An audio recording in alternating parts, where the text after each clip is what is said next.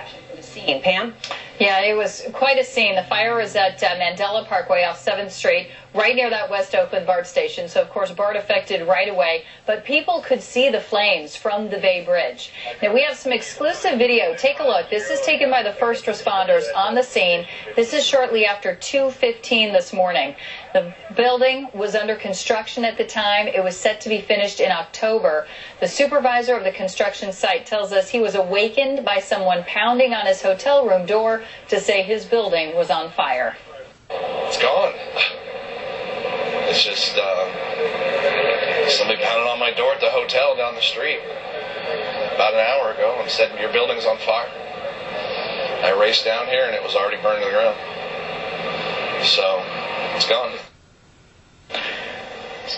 He does say that the building was going to be a beautiful housing complex for low-income seniors who also now will have to wait longer for that place to live.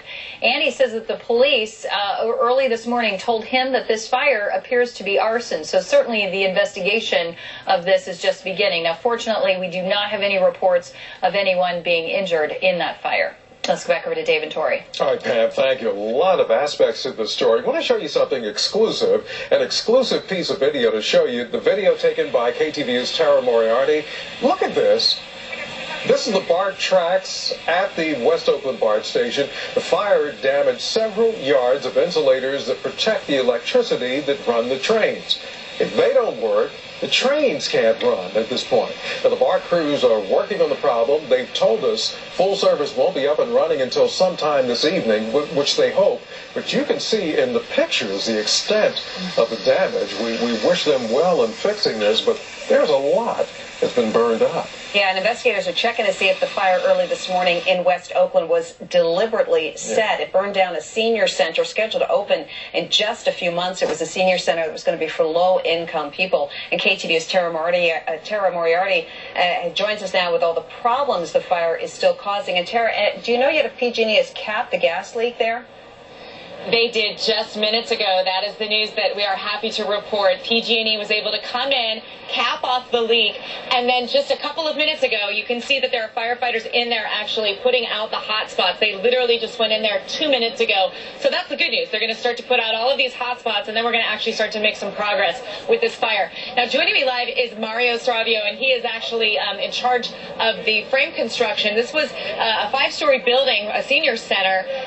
All of this hard work that you just did over the past 6 months, what was it like knowing it went up in flames? Well, naturally, it's it's a shame that it went down. We've been working hard on this building now for about 2.5 months, and to see it in this condition, just it's pretty devastating. And what have you guys been doing this morning? I understand a lot of your belongings are nearby here in some sort of a trailer. You need to get them out? Well, there was a trailer that we have here that we need to get some things out. There was a lot of the tools that were, used in the construction here were left in the building, and so we've lost a lot of equipment. And well, naturally, all the time that we spent framing this thing.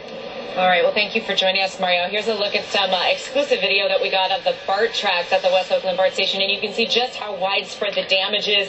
It spans 2 entire city blocks. The fire damaging several yards of insulators on the BART tracks, which protect the electricity. So without those working, trains are unable to run at this point. I copy that. Please, assign take 550 and have them pick up the PWSS from Station 15. Now here's a look at some video you will only see on 2, taken by the first unit to respond to the scene here off of 7th Street and Mandela Parkway at 2:15 this